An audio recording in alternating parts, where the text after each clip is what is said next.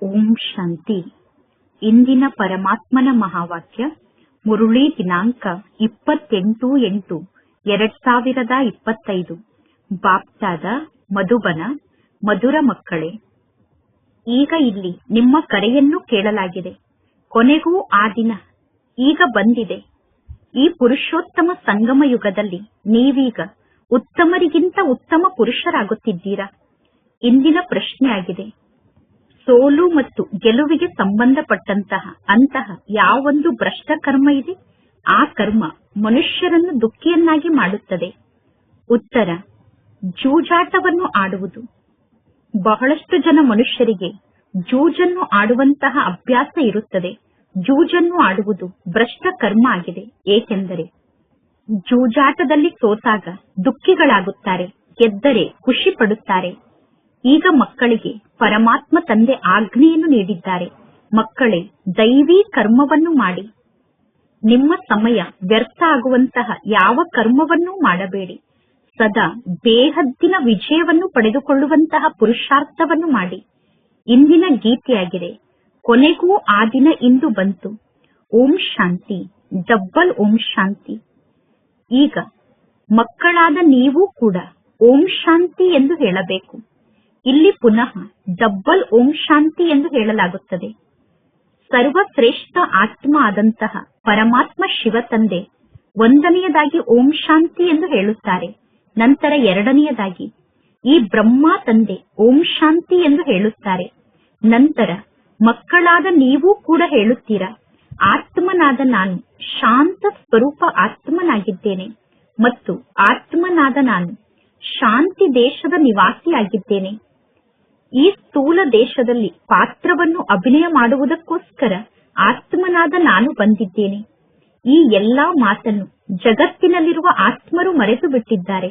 ಅಂದ ಮೇಲೆ ಪುನಃ ಕೊನೆಗೂ ಆ ದಿನ ಅವಶ್ಯವಾಗಿ ಈಗ ಬಂದಿದೆ. ಈಗ ನಿಮ್ಮ ಕರೆಯನ್ನು ಕೇಳಲಾಗುತ್ತದೆ. ಯಾವ ಕರೆಯನ್ನು ಕೇಳಲಾಗುತ್ತದೆ? ಎಲ್ಲರೂ ಹೇಳುತ್ತಾರೆ, ಪರಮಾತ್ಮ ತಂದೆ ದುಃಖವನ್ನು ದೂರ ಮಾಡಿ ಸುಖವನ್ನು ನೀಡಿ ಎಂದು. ಪ್ರತಿಯೊಬ್ಬ ಮನುಷ್ಯರು ಸುಖ ಬೇಕು, ಶಾಂತಿ ಬೇಕು ಎಂದು ಬಯಸುತ್ತಾರೆ. ಪರಮಾತ್ಮ ತಂದೆ ಬಡವರ ಬಂಧು ಆಗಿದ್ದಾರೆ. ಈ ಸಮಯದಲ್ಲಿ ಭಾರತ ದೇಶ ಬಹಳಷ್ಟು ಬಡ ದೇಶ ಆಗಿದೆ. ಮಕ್ಕಳಿಗೆ ಗೊತ್ತಿದೆ, ನಾವು ಸಂಪೂರ್ಣ ಶ್ರೀಮಂತರಾಗಿದ್ದೆವು ಅನ್ನುವುದು ಕೂಡ ಬ್ರಾಹ್ಮಣ ಮಕ್ಕಳಾದ ನಿಮಗೆ ಮಾತ್ರ ಗೊತ್ತಿದೆ. ಇನ್ನು ಉಳಿದ ಎಲ್ಲಾ ಆತ್ಮರು ಕಾಡಿನಲ್ಲಿ ಇದ್ದಾರೆ. ಮಕ್ಕಳಾದ ನೀವು ನಂಬರ್ ವಾರ್ ಪುರುಷಾರ್ಥದ ಅನುಸಾರ ನಿಶ್ಚಯ ಬುದ್ಧಿ ಉಳ್ಳವರಾಗಿದ್ದೀರಾ. ನಿಮಗೆ ಗೊತ್ತಿದೆ, ಇಲ್ಲಿ ಶ್ರೀ ಶ್ರೀ ಅಂದರೆ ಸರ್ವಶ್ರೇಷ್ಠ ತಂದೆ ಇದ್ದಾರೆ. ಆ ಸರ್ವಶ್ರೇಷ್ಠ ತಂದೆಯ ಮತ ಕೂಡ ಸರ್ವಶ್ರೇಷ್ಠ ಆಗಿದೆ. ಭಗವಾನ್ ವಾಚಾಗಿದೆ, ಮನುಷ್ಯರು ರಾಮ ರಾಮ ಎಂದು ಜಪವನ್ನು ಮಾಡುತ್ತಿರುತ್ತಾರೆ. ಹೇಗೆ ವಾದ್ಯಗಳು ಮೊಳಗುತ್ತದೆಯೋ ಅದೇ ರೀತಿ ಇಡೀ ದಿನ ರಾಮ ರಾಮ ಎಂದು ಜಪವನ್ನು ಮಾಡುತ್ತಿರುತ್ತಾರೆ. ರಾಮ ಅಂತೂ ತ್ರೇತಾಯುಗದ ರಾಜ ಆಗಿದ್ದರು. ಅಂದ ಮೇಲೆ ರಾಮನ ಮಹಿಮೆ ಸರ್ವಶ್ರೇಷ್ಠ ಆಗಿತ್ತೇನು? ರಾಮ 14 ಕಲೆ ಉಳ್ಳವರಾಗಿದ್ದರು. ರಾಮನ ಜೀವನದಲ್ಲಿ 2 ಕಲೆ ಕಡಿಮೆ ಇತ್ತು. ಆದ್ದರಿಂದ ರಾಮನಂತಹ ರಾಜ, ರಾಮನಂತಹ ಪ್ರಜೆ ಎಂದು ಗಾಯನವನ್ನು ಮಾಡುತ್ತಾರೆ. ನೀವೆಲ್ಲರೂ ಕೂಡ ಶ್ರೀಮಂತರಾಗುತ್ತೀರಾ. ರಾಮನಿಗಿಂತ ಹೆಚ್ಚು ಶ್ರೀಮಂತರು ಅಂದರೆ ಲಕ್ಷ್ಮೀನಾರಾಯಣರಾಗಿದ್ದಾರೆ. ಲಕ್ಷ್ಮೀನಾರಾಯಣರು ರಾಮನಿಗಿಂತ ಅಧಿಕ ಶ್ರೀಮಂತರಾಗಿದ್ದಾರೆ. ರಾಜನಿಗೆ ಅನ್ನದಾತ ಎಂದು ಕರೆಯಲಾಗುತ್ತದೆ. ಪರಮಾತ್ಮ ತಂದೆ ದಾತ ಆಗಿದ್ದಾರೆ. ಪರಮಾತ್ಮ ತಂದೆ ಎಲ್ಲವನ್ನೂ ಕೂಡ ನೀಡುತ್ತಾರೆ. ಪರಮಾತ್ಮ ತಂದೆ ಮಕ್ಕಳನ್ನು ವಿಶ್ವಕ್ಕೆ ಮಾಲೀಕರನ್ನಾಗಿ ಮಾಡುತ್ತಾರೆ. ಸತ್ಯಯುಗದಲ್ಲಿ ಅಪ್ರಾಪ್ತ ಅನ್ನುವ ಯಾವ ವಸ್ತುವೂ ಇರುವುದಿಲ್ಲ. ಸತ್ಯಯುಗದಲ್ಲಿ ಯಾವ ವಸ್ತುವಿನ ಪ್ರಾಪ್ತಿಗೋಸ್ಕರವೂ ಕಷ್ಟವನ್ನು ಪಡುವ ಅವಶ್ಯಕತೆ ಇಲ್ಲ. ಸತ್ಯಯುಗದಲ್ಲಿ ಪಾಪದ ಹೆಸರೂ ಚಿಹ್ನೆ ಕೂಡ ಇರುವುದಿಲ್ಲ. ಅರ್ಧ ಕಲ್ಪದವರೆಗೂ ದೈವಿ ರಾಜ್ಯ ಇರುತ್ತದೆ. ನಂತರ ಅರ್ಧ ಕಲ್ಪದವರೆಗೂ ಅಸುರಿ ರಾಜ್ಯ ಇರುತ್ತದೆ. ಅಸುರರು ಅಂದರೆ ಯಾರಲ್ಲಿ ದೇಹಾಭಿಮಾನ ಇದೆಯೋ ಅವರಿಗೆ ಅಸುರರು ಎಂದು ಕರೆಯಲಾಗುತ್ತದೆ. ಯಾರಲ್ಲಿ ಪಂಚವಿಕಾರ ಇದೆಯೋ ಅವರಿಗೆ ಅಸುರರು ಎಂದು ಕರೆಯಲಾಗುತ್ತದೆ. ನೀವೀಗ ಅಂಬಿಗನ ಬಳಿ ಬಂದಿದ್ದೀರಾ ಅಥವಾ ತೋಟದ ಮಾಲೀಕ ಆದಂತಹ ಪರಮಾತ್ಮ ತಂದೆಯ ಬಳಿ ಬಂದಿದ್ದೀರಾ? ನಿಮಗೆ ಗೊತ್ತಿದೆ, ನಾವು ಡೈರೆಕ್ಟ್ ಆಗಿ ಪರಮಾತ್ಮ ತಂದೆಯ ಬಳಿ ಕುಳಿತಿದ್ದೇವೆ. ಮಕ್ಕಳಾದ ನೀವು ಇಲ್ಲಿ ಕುಳಿತಿರುವಾಗಲೇ ತಂದೆಯನ್ನು ಮರೆತು ಬಿಡುತ್ತೀರಾ. ತಂದೆ ಯಾವ ಆಜ್ಞೆಯನ್ನು ನೀಡಿದ್ದಾರೋ ಆ ಆಜ್ಞೆಯನ್ನು ಸ್ವೀಕಾರ ಮಾಡಬೇಕು. ನಮ್ಮನ್ನು ಸರ್ವಶ್ರೇಷ್ಠರನ್ನಾಗಿ ಮಾಡುವುದಕ್ಕೋಸ್ಕರ ಪರಮಾತ್ಮ ತಂದೆ ಮೊದಲನೆಯದಾಗಿ ನಮಗೆ ಶ್ರೀಮತವನ್ನು ನೀಡುತ್ತಾರೆ. ಅಂದ ಮೇಲೆ ನಾವು ತಂದೆಯ ಮತದಂತೆ ನಡೆಯಬೇಕು. ಆತ್ಮ ಅಭಿಮಾನಿಯಾಗಿ ಅನ್ನುವುದು ಪರಮಾತ್ಮ ತಂದೆಯ ಮೊದಲನೇ ಮತ ಆಗಿದೆ. ಆತ್ಮ ಅಭಿಮಾನಿಯಾಗಿ ಎಂದು ತಂದೆ ಮೊದಲನೆಯದಾಗಿ ಮತವನ್ನು ನೀಡುತ್ತಾರೆ. ಪರಮಾತ್ಮ ತಂದೆ ಆತ್ಮರಿಗೆ ಶಿಕ್ಷಣವನ್ನು ಕಲಿಸುತ್ತಾರೆ ಅನ್ನುವ ಮಾತನ್ನು ಪಕ್ಕಾ ರೂಪದಲ್ಲಿ ನೆನಪಿನಲ್ಲಿ ಇಟ್ಟುಕೊಳ್ಳಿ. ತಂದೆಯನ್ನು ನೆನಪು ಮಾಡಿದರೆ ನಿಮ್ಮ ನೌಕೆ ಪಾರಾಗುತ್ತದೆ. ಮಕ್ಕಳಿಗೆ ತಿಳಿಸಲಾಗಿದೆ, ನೀವೇ 84 ಜನ್ಮವನ್ನು ಪಡೆದುಕೊಳ್ಳುತ್ತೀರಾ. ನೀವೇ ತಮೋ ಪ್ರಧಾನರಿಂದ ಸತೋ ಪ್ರಧಾನರಾಗುತ್ತೀರಾ. ಈ ಜಗತ್ತು ಪತಿತ ಜಗತ್ತಾಗಿದೆ, ದುಃಖಿ ಜಗತ್ತಾಗಿದೆ. ಸ್ವರ್ಗಕ್ಕೆ ಸುಖಧಾಮ ಎಂದು ಕರೆಯಲಾಗುತ್ತದೆ. ಮಕ್ಕಳಿಗೆ ಗೊತ್ತಿದೆ, ಶಿವ ತಂದೆ ಅಂದರೆ ಭಗವಂತ ತಂದೆ ನಮಗೆ ಶಿಕ್ಷಣವನ್ನು ಕಲಿಸುತ್ತಾರೆ. ನಾವು ಭಗವಂತ ತಂದೆಗೆ ವಿದ್ಯಾರ್ಥಿಗಳಾಗಿದ್ದೇವೆ. ಪರಮಾತ್ಮ ತಂದೆ ತಂದೆ ಕೂಡ ಆಗಿದ್ದಾರೆ, ಟೀಚರ್ ಕೂಡ ಆಗಿದ್ದಾರೆ. ಅಂದ ಮೇಲೆ ನಾವು ಚೆನ್ನಾಗಿ ಶಿಕ್ಷಣವನ್ನು ಕಲಿಯಬೇಕು, ದೈವಿ ಕರ್ಮವನ್ನು ಮಾಡಬೇಕು. ನಾವೀಗ ಯಾವುದೇ ಪ್ರಕಾರದ ಭ್ರಷ್ಟ ಕರ್ಮವನ್ನು ಮಾಡಬಾರದು. ಜೂಜಾಡುವುದು ಭ್ರಷ್ಟ ಕರ್ಮ ಆಗಿದೆ. ಜೂಜಾಟ ಕೂಡ ಭ್ರಷ್ಟ ಕರ್ಮದಲ್ಲಿ ಬರುತ್ತದೆ. ಜೂಜಾಟದ ಮೂಲಕ ಒಬ್ಬರು ಇನ್ನೊಬ್ಬರಿಗೆ ದುಃಖವನ್ನು ನೀಡುತ್ತಾರೆ ತಾನೆ. ಜೂಜಾಟದಲ್ಲಿ ಸೋತರೆ ದುಃಖ ಆಗುತ್ತದೆ, ಜೂಜಾಟದಲ್ಲಿ ಗೆದ್ದವರಿಗೆ ಖುಷಿ ಆಗುತ್ತದೆ. ಈಗ ಮಕ್ಕಳಾದ ನೀವು ಮಾಯೆಯ ಮೂಲಕ ಬೇಹದ್ದಿನ ರೂಪದಲ್ಲಿ ಸೋತಿದ್ದೀರಾ. ಇದು ಬೇಹದ್ದಿನ ಸೋಲು ಮತ್ತು ಬೇಹದ್ದಿನ ಗೆಲುವಿನ ಆಟ ಆಗಿದೆ. ಪಂಚವಿಕಾರ ಅನ್ನುವ ರಾವಣನಿಗೆ ಸೋತರೆ ನಾವು ಸೋತಂತೆ. ಅಂದ ಮೇಲೆ ಪಂಚವಿಕಾರ ಅನ್ನುವ ರಾವಣನ ಮೇಲೆ ವಿಜಯವನ್ನು ಪಡೆದುಕೊಳ್ಳಬೇಕು. ಮಾಯೆಗೆ ಸೋತರೆ ನಾವು ಸೋತಂತೆ. ಈಗ ಮಕ್ಕಳಾದ ನೀವು ವಿಜಯಿಗಳಾಗಲೇಬೇಕು. ಈಗ ಮಕ್ಕಳಾದ ನಿಮಗೆ ವಿಜಯ ಸಿಗುತ್ತದೆ. ಈಗ ನೀವು ಜೂಜಾಟ ಮುಂತಾದದ್ದನ್ನು ಬಿಟ್ಟು ಬಿಡಬೇಕು. ಅಂದರೆ ನೀವೀಗ ಜೂಜಾಟವನ್ನು ಆಡಬಾರದು. ಈಗ ಬೇಹದ್ದಿನ ವಿಜಯವನ್ನು ಪಡೆದುಕೊಳ್ಳುವ ಮಾತಿನ ಕಡೆ ಸಂಪೂರ್ಣ ಗಮನವನ್ನು ಕೊಡಬೇಕು. ಸಮಯವನ್ನು ವ್ಯರ್ಥವಾಗಿ ಕಳೆಯುವಂತಹ ಯಾವ ಕರ್ಮವನ್ನೂ ಕೂಡ ಮಾಡಬಾರದು. ನಿಮ್ಮ ಸಮಯ ವ್ಯರ್ಥ ಆಗುವಂತಹ ಯಾವ ಕಾರ್ಯವನ್ನೂ ಕೂಡ ನೀವು ಮಾಡಬಾರದು. ಬೇಹದ್ದಿನ ವಿಜಯವನ್ನು ಪಡೆದುಕೊಳ್ಳಲು ಪುರುಷಾರ್ಥವನ್ನು ಮಾಡಬೇಕು. ನಿಮ್ಮ ಮೂಲಕ ಪುರುಷಾರ್ಥವನ್ನು ಮಾಡಿಸುವಂತಹ ತಂದೆ ಸಮರ್ಥ ಆಗಿದ್ದಾರೆ. ಪರಮಾತ್ಮ ತಂದೆ ಸರ್ವಶಕ್ತಿವಂತ ಆಗಿದ್ದಾರೆ. ಪರಮಾತ್ಮ ತಂದೆ ಈ ಮಾತಿನ ಬಗ್ಗೆ ಕೂಡ ತಿಳಿಸಿದ್ದಾರೆ. ಕೇವಲ ಪರಮಾತ್ಮ ತಂದೆ ಮಾತ್ರ ಸರ್ವಶಕ್ತಿವಂತ ಅಲ್ಲ, ರಾವಣ ಕೂಡ ಸರ್ವಶಕ್ತಿವಂತ ಆಗಿದ್ದಾನೆ. ಅರ್ಧ ಕಲ್ಪದವರೆಗೂ ರಾವಣ ರಾಜ್ಯ ನಡೆಯುತ್ತದೆ, ಅರ್ಧ ಕಲ್ಪದವರೆಗೂ ರಾಮರಾಜ್ಯ ನಡೆಯುತ್ತದೆ. ಈಗ ನೀವು ರಾವಣನ ಮೇಲೆ ವಿಜಯವನ್ನು ಪಡೆದುಕೊಳ್ಳುತ್ತೀರಾ. ಈಗ ಜಗತ್ತಿನ ಎಲ್ಲಾ ಹದ್ದಿನ ಮಾತನ್ನು ಬಿಟ್ಟು ಬೇಹದ್ದಿನಲ್ಲಿ ತೊಡಗಬೇಕು. ಅಂಬಿಗ ಆದಂತಹ ಪರಮಾತ್ಮ ತಂದೆ ಈಗ ಬಂದಿದ್ದಾರೆ. ಕೊನೆಗೂ ಆ ದಿನ ಈಗ ಬಂದಿದೆ. ನೀವೇನು ಪರಮಾತ್ಮ ತಂದೆಯನ್ನು ಕೂಗಿ ಕರೆಯುತ್ತಾ ಬಂದಿದ್ದೀರಾ. ಈಗ ಸರ್ವಶ್ರೇಷ್ಠ ತಂದೆ ನಿಮ್ಮ ಕರೆಯನ್ನು ಕೇಳುತ್ತಿದ್ದಾರೆ. ಪರಮಾತ್ಮ ತಂದೆ ತಿಳಿಸುತ್ತಾರೆ, ಮಕ್ಕಳೇ, ನೀವು ಅರ್ಧ ಕಲ್ಪದಿಂದ ಬಹಳಷ್ಟು ಪೆಟ್ಟನ್ನು ತಿಂದಿದ್ದೀರಾ, ಪತಿತರಾಗಿದ್ದೀರಾ. ಭಾರತ ದೇಶ ಪಾವನ ದೇಶ ಆಗಿದ್ದಾಗ ಶಿವಾಲಯ ಆಗಿತ್ತು. ನೀವು ಶಿವಾಲಯದಲ್ಲಿ ನಿವಾಸವನ್ನು ಮಾಡುತ್ತಿದ್ದೀರಿ. ಈಗ ನೀವು ವೈಶ್ಯಾಲಯದಲ್ಲಿ ಇದ್ದೀರಾ. ನೀವು ಶಿವಾಲಯದಲ್ಲಿ ಇರುವಂತಹ ದೇವತೆಗಳನ್ನು ಪೂಜೆ ಮಾಡುತ್ತೀರಾ. ಈ ಕಲಿಯುಗದಲ್ಲಿ ಅನೇಕ ಧರ್ಮದ ಗಲಾಟೆ ಬಹಳಷ್ಟು ಇದೆ. ಪರಮಾತ್ಮ ತಂದೆ ತಿಳಿಸುತ್ತಾರೆ, ನಾನೀಗ ಈ ಎಲ್ಲಾ ಧರ್ಮವನ್ನು ಸಮಾಪ್ತಿ ಮಾಡುತ್ತೇನೆ. ಎಲ್ಲರ ವಿನಾಶ ಆಗಲೇಬೇಕು. ಮತ್ತು ಧರ್ಮಸ್ಥಾಪಕರು ಎಂದೂ ವಿನಾಶದ ಕಾರ್ಯವನ್ನು ಮಾಡುವುದಿಲ್ಲ. ಸದ್ಗತಿಯನ್ನು ನೀಡುವಂತಹ ಗುರುಗಳೂ ಕೂಡ ಧರ್ಮಸ್ಥಾಪಕರಲ್ಲ. ಸದ್ಗತಿ ಜ್ಞಾನದ ಮೂಲಕ ಪ್ರಾಪ್ತಿಯಾಗುತ್ತದೆ. ಜ್ಞಾನದ ಮೂಲಕ ಸದ್ಗತಿ ಸಿಗುತ್ತದೆ. ಸರ್ವರ ಸದ್ಗತಿದಾತ ಜ್ಞಾನದ ಸಾಗರ ಒಬ್ಬ ಪರಮಾತ್ಮ ತಂದೆಯಾಗಿದ್ದಾರೆ. ಪರಮಾತ್ಮ ತಂದೆ ಸರ್ವರ ಸದ್ಗತಿದಾತ ಆಗಿದ್ದಾರೆ ಅನ್ನುವ ಶಬ್ದವನ್ನು ಚೆನ್ನಾಗಿ ನೋಟ್ ಮಾಡಿಕೊಳ್ಳಿ. ಬಹಳಷ್ಟು ಜನ ಮಕ್ಕಳು ಇಂಥವರಿದ್ದಾರೆ. ಅವರು ಇಲ್ಲಿಗೆ ಬಂದು ಜ್ಞಾನವನ್ನು ಕೇಳಿ ಇಲ್ಲಿಂದ ಹೊರಗಡೆ ಹೋದ ತಕ್ಷಣ ಇಲ್ಲಿ ಏನು ಜ್ಞಾನದ ಮಾತನ್ನು ಕೇಳಿರುತ್ತಾರೋ ಆ ಜ್ಞಾನದ ಮಾತು ಇಲ್ಲೇ ಉಳಿದುಕೊಳ್ಳುತ್ತದೆ. ಹೇಗೆ ಗರ್ಭ ಜೈಲಿನಲ್ಲಿ ಆತ್ಮ ಪರಮಾತ್ಮ ತಂದೆಯನ್ನು ಕೂಗಿ ಹೇಳುತ್ತದೆ, ನನ್ನನ್ನು ಈ ಗರ್ಭ ಜೈಲಿಂದ ಮುಕ್ತ ಮಾಡಿ, ನಾನು ಪುನಃ ಪಾಪವನ್ನು ಮಾಡುವುದಿಲ್ಲ ಎಂದು. ಮಗು ಗರ್ಭದಿಂದ ಹೊರಗಡೆ ಬಂದ ತಕ್ಷಣ ಗರ್ಭದಲ್ಲಿ ಹೇಳಿರುವಂತಹ ಮಾತನ್ನು ಗರ್ಭದಲ್ಲೇ ಬಿಟ್ಟು ಬಿಡುತ್ತದೆ. ಪುನಃ ಸ್ವಲ್ಪ ದೊಡ್ಡವರಾದ ತಕ್ಷಣ ಅವರು ಪಾಪವನ್ನು ಮಾಡಲು ಪ್ರಾರಂಭ ಮಾಡುತ್ತಾರೆ, ಕಾಮ ವಿಕಾರಕ್ಕೆ ವಶ ಆಗುತ್ತಾರೆ.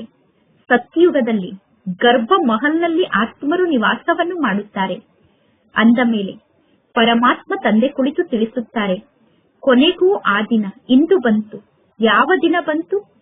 ಪುರುಷೋತ್ತಮ ಸಂಗಮ ಯುಗದ ದಿನ ಬಂತು.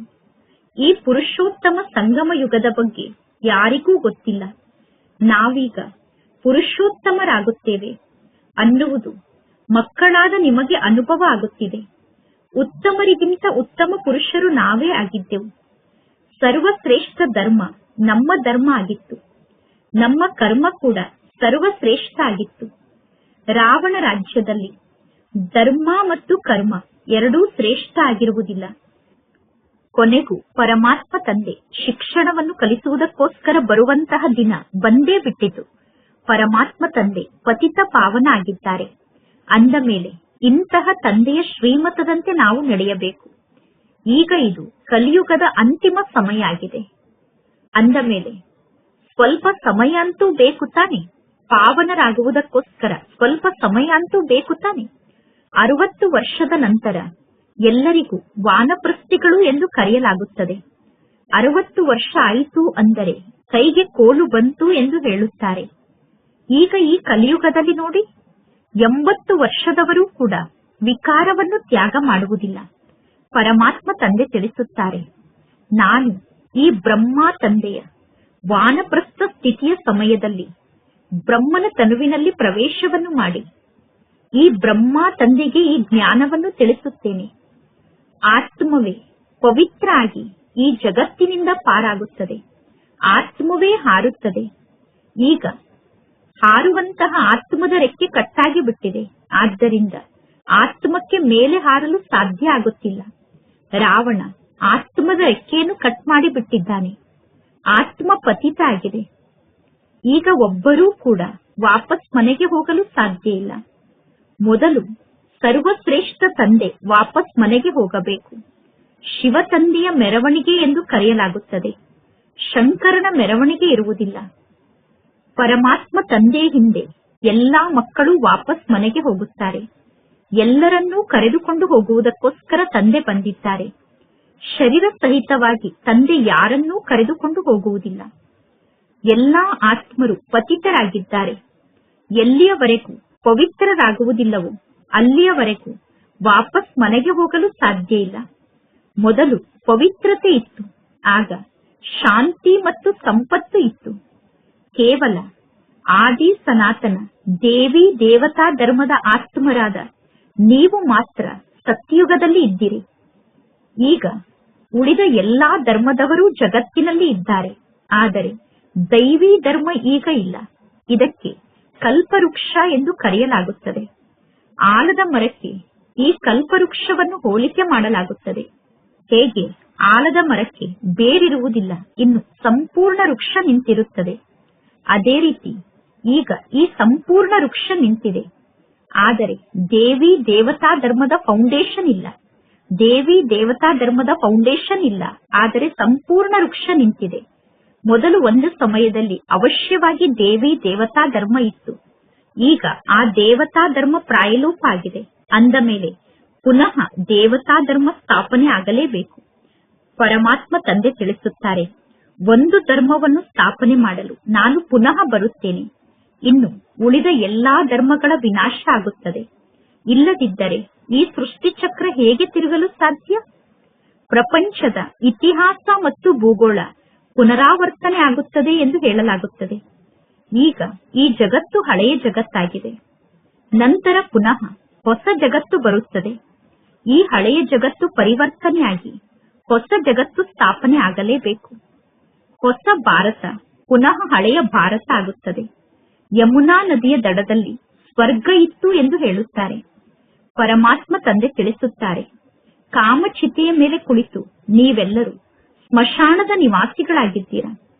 ಪುನಃ ನಾನು ನಿಮ್ಮನ್ನು ಸ್ವರ್ಗದ ನಿವಾಸಿಯನ್ನಾಗಿ ಮಾಡುತ್ತೇನೆ. ಶ್ರೀಕೃಷ್ಣನಿಗೆ ಶ್ಯಾಮ ಸುಂದರ ಎಂದು ಕರೆಯುತ್ತಾರೆ. ಏಕೆ? ಕೃಷ್ಣನಿಗೆ ಏಕೆ ಶ್ಯಾಮ ಸುಂದರ ಎಂದು ಕರೆಯಲಾಗುತ್ತದೆ ಅನ್ನುವ ವಿಚಾರ ಯಾರ ಬುದ್ಧಿಯಲ್ಲೂ ಇಲ್ಲ. ಹೆಸರಂತೂ ಚೆನ್ನಾಗಿದೆ ತಾನೆ. ರಾಧಾ ಮತ್ತು ಕೃಷ್ಣ ಹೊಸ ಜಗತ್ತಿನ ರಾಜಕುಮಾರ ರಾಜಕುಮಾರಿ ಆಗಿದ್ದಾರೆ. ಪರಮಾತ್ಮ ತಂದೆ ತಿಳಿಸುತ್ತಾರೆ, ಕಾಮಚಿತೆಯ ಮೇಲೆ ಕುಳಿತುಕೊಳ್ಳುವ ಕಾರಣ ಕಬ್ಬಿಣದ ಯುಗಕ್ಕೆ ಬರುತ್ತಾರೆ. ಗಾಯನ ಕೂಡ ಇದೆ. ಸಾಗರನ ಮಕ್ಕಳು ಕಾಮಚಿತೆಯ ಮೇಲೆ ಕುಳಿತು ಸುಟ್ಟು ಹೋದರು ಎಂದು. ಈಗ ಪರಮಾತ್ಮ ತಂದೆ ಎಲ್ಲರ ಮೇಲೂ ಜ್ಞಾನದ ಮಳೆಯನ್ನು ಸುರಿಸುತ್ತಾರೆ. ನಂತರ ಎಲ್ಲಾ ಆತ್ಮರು ಚಿನ್ನದ ಯುಗಕ್ಕೆ ಹೋಗುತ್ತಾರೆ. ಈಗ ಇದು ಸಂಗಮ ಯುಗ ಆಗಿದೆ. ನಿಮಗೆ ಪರಮಾತ್ಮ ತಂದೆಯ ಮೂಲಕ ಈಗ ಅವಿನಾಶಿ ಜ್ಞಾನ ರತ್ನದ ದಾನ ಪ್ರಾಪ್ತಿಯಾಗುತ್ತಿದೆ. ಈ ದಾನದ ಮೂಲಕ ನೀವು ಶ್ರೀಮಂತರಾಗುತ್ತೀರಾ. ಈ ಒಂದೊಂದು ಜ್ಞಾನ ರತ್ನ ಲಕ್ಷಾಂತರ ರೂಪಾಯಿ ಬೆಲೆ ಬಾಳುವಂತದ್ದಾಗಿದೆ. ಜಗತ್ತಿನ ಜನ ಪುನಃ ತಿಳಿದುಕೊಂಡಿದ್ದಾರೆ. ಶಾಸ್ತ್ರದ ಒಂದೊಂದು ಮಹಾವಾಕ್ಯ ಲಕ್ಷಾಂತರ ರೂಪಾಯಿ ಬೆಲೆ ಬಾಳುತ್ತದೆ ಎಂದು. ಈಗ ಮಕ್ಕಳಾದ ನೀವು ಈ ಶಿಕ್ಷಣದ ಮೂಲಕ ಪದಂಪತಿಗಳಾಗುತ್ತೀರಾ.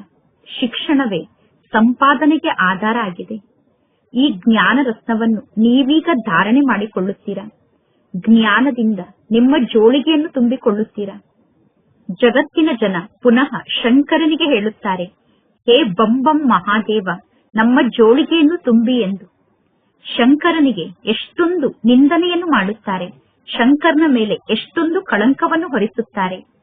ಬ್ರಹ್ಮ ಮತ್ತು ವಿಷ್ಣುವಿನ ಪಾತ್ರ ಈ ಸಮಯದಲ್ಲಿ ಇಲ್ಲಿ ನಡೆಯುತ್ತಿದೆ. ಈಗ ನಿಮಗೆ ಗೊತ್ತಿದೆ, 84 ಜನ್ಮವನ್ನು ವಿಷ್ಣು ಪಡೆದುಕೊಳ್ಳುತ್ತಾರೆ ಎಂದು ಹೇಳಲಾಗುತ್ತದೆ. ಅಂದರೆ ಲಕ್ಷ್ಮೀನಾರಾಯಣರು 84 ಜನ್ಮವನ್ನು ಪಡೆದುಕೊಳ್ಳುತ್ತಾರೆ. ಬ್ರಹ್ಮನಿಗೂ ಕೂಡ 84 ಜನ್ಮ ಎಂದು ನೀವು ಹೇಳುತ್ತೀರಾ. ಬ್ರಹ್ಮ ತಂದೆ ಕೂಡ 84 ಜನ್ಮವನ್ನು ಪಡೆದುಕೊಳ್ಳುತ್ತಾರೆ ಎಂದು ನೀವು ಹೇಳುತ್ತೀರಾ. ಪರಮಾತ್ಮ ತಂದೆ ಕುಳಿತು ತಿಳಿಸುತ್ತಾರೆ, ಯಾವುದು ಸರಿಯಾದ ಮಾತಾಗಿದೆ, ಯಾವುದು ತಪ್ಪು ಮಾತಾಗಿದೆ, ವಿಷ್ಣುವಿನ ಪಾತ್ರ ಏನಾಗಿದೆ, ಬ್ರಹ್ಮನ ಪಾತ್ರ ಏನಾಗಿದೆ ಅನ್ನುವುದನ್ನು ತಂದೆ ತಿಳಿಸುತ್ತಾರೆ. ನೀವೇ ದೇವತೆಗಳಾಗಿದ್ದೀರಿ. ಈ ನಾಟಕ ಚಕ್ರದಲ್ಲಿ ಬಂದು ಬ್ರಾಹ್ಮಣರಾಗಿದ್ದೀರಾ. ನಂತರ ಪುನಃ ಈಗ ನೀವೇ ದೇವತೆಗಳಾಗುತ್ತೀರಾ. ಈ ಸಂಪೂರ್ಣ ಪಾತ್ರ ಇಲ್ಲೇ ನಡೆಯುತ್ತದೆ. ವೈಕುಂಠದ ಆಟವನ್ನು ನೀವು ಹೋಗಿ ನೋಡಿ ಬರುತ್ತೀರಾ. ಸಾಕ್ಷಾತ್ಕಾರದಲ್ಲಿ ವೈಕುಂಠಕ್ಕೆ ಹೋಗಿ ಅಲ್ಲಿಯ ಆಟ ಪಾಠವನ್ನು ನೀವು ನೋಡಿ ಬರುತ್ತೀರಾ. ಈಗ ಇಲ್ಲಂತೂ ವೈಕುಂಠ ಇಲ್ಲ. ಮೀರಾ ಕೃಷ್ಣನ ಜೊತೆಗೆ ಸಾಕ್ಷಾತ್ಕಾರದಲ್ಲಿ ನೃತ್ಯವನ್ನು ಮಾಡುತ್ತಿದ್ದರು. ಆದರೆ ಅದೆಲ್ಲ ಸಾಕ್ಷಾತ್ಕಾರ ಆಗಿದೆ ಎಂದು ಹೇಳಲಾಗುತ್ತದೆ. ಆದರೂ ಮೀರಾಳಿಗೆ ಎಷ್ಟೊಂದು ಗೌರವ ಇದೆ. ಮೀರಾಳಿಗೆ ಸಾಕ್ಷಾತ್ಕಾರ ಆಯಿತು. ಸಾಕ್ಷಾತ್ಕಾರದಲ್ಲಿ ಕೃಷ್ಣನ ಜೊತೆಗೆ ಮೀರಾ ನೃತ್ಯವನ್ನು ಮಾಡಿದರು. ಅದರಿಂದ ಏನು ಲಾಭ ಆಯಿತು? ಮೀರಾ ಸ್ವರ್ಗಕ್ಕಂತೂ ಹೋಗಲಿಲ್ಲ. ಗತಿ ಮತ್ತು ಸದ್ಗತಿ ಕೇವಲ ಸಂಗಮ ಯುಗದಲ್ಲಿ ಮಾತ್ರ ಸಿಗಲು ಸಾಧ್ಯ. ಈ ಪುರುಷೋತ್ತಮ ಸಂಗಮ ಯುಗದ ಬಗ್ಗೆ ನಿಮಗೆ ಗೊತ್ತಿದೆ. ಬಾಬಾರವರ ಮೂಲಕ ನಾವೀಗ ಮನುಷ್ಯರಿಂದ ದೇವತೆ ಆಗುತ್ತಿದ್ದೇವೆ. ವಿರಾಟ ರೂಪದ ಜ್ಞಾನ ಕೂಡ ಬೇಕು ತಾನೆ. ವಿರಾಟ ರೂಪದ ಚಿತ್ರವನ್ನು ಇಡಲಾಗಿದೆ. ವಿರಾಟ ರೂಪದ ಚಿತ್ರವನ್ನು ನೋಡಿದರೂ ಕೂಡ ಮನುಷ್ಯರು ಯಾವ ಜ್ಞಾನದ ಮಾತನ್ನೂ ತಿಳಿದುಕೊಂಡಿಲ್ಲ. ಅಕಾಸುರ, ಬಕಾಸುರ ಅನ್ನುವ ಎಲ್ಲಾ ಹೆಸರು ಸಂಗಮ ಯುಗದ ಹೆಸರಾಗಿದೆ. ಭಸ್ಮಾಸುರ ಅನ್ನುವ ಹೆಸರೂ ಕೂಡ ಇದೆ. ಕಾಮಚಿತೆಯ ಮೇಲೆ ಕುಳಿತು ಎಲ್ಲರೂ ಭಸ್ಮೀಭೂತ ಆಗಿದ್ದಾರೆ. ಈಗ ಪರಮಾತ್ಮ ತಂದೆ ತಿಳಿಸುತ್ತಾರೆ, ನಾನು ಎಲ್ಲರನ್ನೂ ಪುನಃ ಜ್ಞಾನ ಚಿತೆಯ ಮೇಲೆ ಕೂರಿಸಿ ವಾಪಸ್ ಮನೆಗೆ ಕರೆದುಕೊಂಡು ಹೋಗುತ್ತೇನೆ. ಎಲ್ಲಾ ಆತ್ಮರು ಪರಸ್ಪರ ಸೋದರ ಸೋದರರಾಗಿದ್ದಾರೆ. ಹಿಂದೂಗಳು ಚೀನಿಗಳು ಸೋದರ ಸೋದರರಾಗಿದ್ದಾರೆ ಎಂದು ಹೇಳುತ್ತಾರೆ. ಹಿಂದೂಗಳು ಮುಸಲ್ಮಾನರು ಸೋದರ ಸೋದರರಾಗಿದ್ದಾರೆ ಎಂದು ಹೇಳುತ್ತಾರೆ. ಈಗ ಸೋದರ ಸೋದರರು ಪರಸ್ಪರ ಜಗಳವನ್ನು ಮಾಡುತ್ತಿರುತ್ತಾರೆ. ಆತ್ಮವೇ ಕರ್ಮವನ್ನು ಮಾಡುತ್ತದೆ ತಾನೆ. ಶರೀರದ ಮೂಲಕ ಆತ್ಮ ಜಗಳವನ್ನು ಮಾಡುತ್ತದೆ. ಪಾಪ ಕೂಡ ಆತ್ಮಕ್ಕೆ ತಾಕುತ್ತದೆ. ಆತ್ಮವೇ ಪಾಪಾತ್ಮ ಆಗುತ್ತದೆ. ಆದ್ದರಿಂದ ಪಾಪಾತ್ಮ ಎಂದು ಕರೆಯಲಾಗುತ್ತದೆ. ಪರಮಾತ್ಮ ತಂದೆ ಎಷ್ಟೊಂದು ಪ್ರೀತಿಯಿಂದ ಈ ಜ್ಞಾನದ ಮಾತನ್ನು ತಿಳಿಸುತ್ತಾರೆ. ಶಿವ ತಂದೆ ಮತ್ತು ಬ್ರಹ್ಮ ತಂದೆ ಇಬ್ಬರಿಗೂ ಕೂಡ ಮಕ್ಕಳೇ ಮಕ್ಕಳೇ ಎಂದು ಕರೆಯಲು ಅಧಿಕಾರ ಇದೆ. ಶಿವ ತಂದೆ ಬ್ರಹ್ಮ ತಂದೆಯ ತನುವಿನ ಮೂಲಕ ಹೇ ಮಕ್ಕಳೇ ಎಂದು ಹೇಳುತ್ತಾರೆ ಅನ್ನುವುದು ನಿಮಗೆ ಗೊತ್ತಿದೆ. ಆತ್ಮರಾದ ನಾವು ಈ ಜಗತ್ತಿಗೆ ಬಂದು ಪಾತ್ರವನ್ನು ಅಭಿನಯ ಮಾಡುತ್ತೇವೆ ಅನ್ನುವುದು ನಿಮಗೆ ಗೊತ್ತಿದೆ. ಪುನಃ ಅಂತ್ಯದಲ್ಲಿ ಪರಮಾತ್ಮ ತಂದೆ ಬಂದು ನಮ್ಮೆಲ್ಲರನ್ನೂ ಪವಿತ್ರರನ್ನಾಗಿ ಮಾಡಿ ಜೊತೆಗೆ ಕರೆದುಕೊಂಡು ಹೋಗುತ್ತಾರೆ. ಪರಮಾತ್ಮ ತಂದೆ ಬಂದು ಜ್ಞಾನವನ್ನು ನೀಡುತ್ತಾರೆ. ಪರಮಾತ್ಮ ತಂದೆ ಈ ಸಾಕಾರ ಜಗತ್ತಿಗೆ ಬರುತ್ತಾರೆ. ಶಿವ ಜಯಂತಿಯನ್ನೂ ಕೂಡ ಭಾರತದಲ್ಲೇ ಆಚರಣೆ ಮಾಡಲಾಗುತ್ತದೆ. ಶಿವ ಜಯಂತಿಯ ನಂತರ ಪುನಃ ಕೃಷ್ಣ ಜಯಂತಿಯನ್ನು ಆಚರಣೆ ಮಾಡಲಾಗುತ್ತದೆ. ಶ್ರೀಕೃಷ್ಣ ನಂತರ ನಾರಾಯಣ ಆಗುತ್ತಾರೆ. ನಂತರ ಪುನಃ ನಾಟಕ ಚಕ್ರದಲ್ಲಿ ಬಂದು ಅಂತ್ಯದಲ್ಲಿ ಪತಿತ ಆಗುತ್ತಾರೆ, ಅಂದರೆ ಕಪ್ಪಾಗುತ್ತಾರೆ. ಪರಮಾತ್ಮ ತಂದೆ ಬಂದು ಪುನಃ ಸುಂದರರನ್ನಾಗಿ ಮಾಡುತ್ತಾರೆ. ಬ್ರಾಹ್ಮಣರಾದ ನೀವೇ ನಂತರ ದೇವತೆಗಳಾಗುತ್ತೀರಾ. ನೀವೇ ಏಣಿಯನ್ನು ಇಳಿಯುತ್ತಾ ಬರುತ್ತೀರಾ. ಈ 84 ಜನ್ಮದ ಲೆಕ್ಕ ಬೇರೆ ಯಾರ ಬುದ್ಧಿಯಲ್ಲೂ ಇರಲು ಸಾಧ್ಯ ಇಲ್ಲ. ತಂದೆ ಮಕ್ಕಳಿಗೆ ತಿಳಿಸುತ್ತಾರೆ. ಗೀತೆಯನ್ನು ಕೂಡ ಕೇಳಿದಿರಿ ತಾನೆ. ಕೊನೆಗೂ ಭಕ್ತರ ಕೂಗನ್ನು ಕೇಳಲಾಗುತ್ತದೆ. ಹೇ ಭಗವಂತ, ಬಂದು ನಮಗೆ ಭಕ್ತಿಯ ಫಲವನ್ನು ನೀಡಿ ಎಂದು ಎಲ್ಲರೂ ತಂದೆಯನ್ನು ಕರೆಯುತ್ತಾರೆ. ಭಕ್ತರು ಫಲವನ್ನು ನೀಡಲು ಸಾಧ್ಯ ಇಲ್ಲ. ಫಲವನ್ನು ಭಗವಂತ ತಂದೆ ನೀಡುತ್ತಾರೆ. ಭಕ್ತರನ್ನು ದೇವತೆಯನ್ನಾಗಿ ಮಾಡುತ್ತಾರೆ. ನೀವು ಬಹಳಷ್ಟು ಹಳೆಯ ಭಕ್ತರಾಗಿದ್ದೀರಾ. ನೀವೇ ಬಹಳಷ್ಟು ಭಕ್ತಿಯನ್ನು ಮಾಡಿದ್ದೀರಾ. ಮೊಟ್ಟ ಮೊದಲು ನೀವು ಶಿವನ ಭಕ್ತಿಯನ್ನು ಮಾಡಿದ್ದೀರಾ. ಯಾರು ಈ ಎಲ್ಲಾ ಜ್ಞಾನದ ಮಾತನ್ನು ಚೆನ್ನಾಗಿ ಅರ್ಥ ಮಾಡಿಕೊಳ್ಳುತ್ತಾರೋ ಅಂತವರನ್ನು ನೋಡಿ ನೀವು ಅನುಭವ ಮಾಡುತ್ತೀರಾ. ಇವರು ನಮ್ಮ ಕುಲದ ಆತ್ಮರಾಗಿದ್ದಾರೆ. ಕೆಲವರ ಬುದ್ಧಿಯಲ್ಲಿ ಈ ಜ್ಞಾನದ ಮಾತು ಧಾರಣೆ ಆಗುವುದಿಲ್ಲ. ಅಂತವರನ್ನು ನೋಡಿ ನೀವು ತಿಳಿದುಕೊಳ್ಳುತ್ತೀರಾ, ಇವರು ಬಹಳಷ್ಟು ಭಕ್ತಿಯನ್ನು ಮಾಡಿಲ್ಲ. ಇವರು ಲೇಟಾಗಿ ಈ ಸೃಷ್ಟಿಗೆ ಬಂದಿದ್ದಾರೆ. ಇವರು ಸತ್ಯುಗದ ಆದಿಯಲ್ಲಿ ಬರುವುದಿಲ್ಲ. ಈ ರೀತಿ ಲೆಕ್ಕ ಅಂತೂ ಇದೆ ತಾನೆ.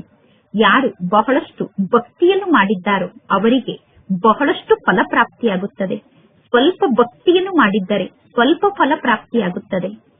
ಸ್ವರ್ಗದ ಸುಖವನ್ನು ಸ್ವಲ್ಪ ಭಕ್ತಿಯನ್ನು ಮಾಡಿರುವವರು ಅನುಭವ ಮಾಡಲು ಸಾಧ್ಯ ಇಲ್ಲ. ಏಕೆಂದರೆ ಆದಿಯಿಂದ ಶಿವನ ಭಕ್ತಿಯನ್ನು ಬಹಳ ಕಡಿಮೆ ಜನ ಮಾಡಿದ್ದಾರೆ. ನಿಮ್ಮ ಬುದ್ಧಿ ಈಗ ಸಂಪೂರ್ಣ ಕಾರ್ಯವನ್ನು ಮಾಡುತ್ತಿದೆ. ಈಗ ನೀವು ಬುದ್ಧಿಯ ಮೂಲಕ ಕಾರ್ಯವನ್ನು ಮಾಡುತ್ತೀರಾ. ಪರಮಾತ್ಮ ತಂದೆ ಭಿನ್ನ ಭಿನ್ನ ಪ್ರಕಾರದ ಯುಕ್ತಿಯನ್ನು ಮಕ್ಕಳಿಗೆ ಬಹಳಷ್ಟು ತಿಳಿಸುತ್ತಿರುತ್ತಾರೆ. ಒಳ್ಳೆಯದು, ಮಧುರಾತಿ ಮಧುರ, ಅಗಲಿ ಹೋಗಿ ಮರಳಿ ಸಿಕ್ಕಿರುವ ಮಕ್ಕಳ ಪ್ರತಿ ಮಾತ್ಪಿತಾ ಬಾಪ್ತಾದರವರ ನೆನಪು, ಪ್ರೀತಿ ಹಾಗೂ ಸುಪ್ರಭಾತ. ಆತ್ಮಿಕ ಮಕ್ಕಳಿಗೆ ಆತ್ಮಿಕ ತಂದೆಯ ನಮಸ್ತೆ. ಆತ್ಮಿಕ ತಂದೆಗೆ ಆತ್ಮಿಕ ಮಕ್ಕಳ ನೆನಪು, ಪ್ರೀತಿ ಹಾಗೂ ನಮಸ್ತೆ ನಮಸ್ತೆ ನಮಸ್ತೆ. ಧಾರಣೆಗೋಸ್ಕರ ಮುಖ್ಯ ಸಾರ. ಫಸ್ಟ್ ಪಾಯಿಂಟ್, ಒಂದೊಂದು ಅವಿನಾಶಿ ಜ್ಞಾನರತ್ನ ಪದುಮಕ್ಕೆ ಸಮಾನ ಆಗಿದೆ. ಆ ಅವಿನಾಶಿ ಜ್ಞಾನರತ್ನದಿಂದ ನಿಮ್ಮ ಜೋಳಿಗೆಯನ್ನು ತುಂಬಿಕೊಂಡು ಜ್ಞಾನವನ್ನು ಮೊದಲು ಬುದ್ಧಿಯಲ್ಲಿ ಧಾರಣೆ ಮಾಡಿಕೊಂಡು ನಂತರ ಜ್ಞಾನವನ್ನು ದಾನವಾಗಿ ನೀಡಬೇಕು.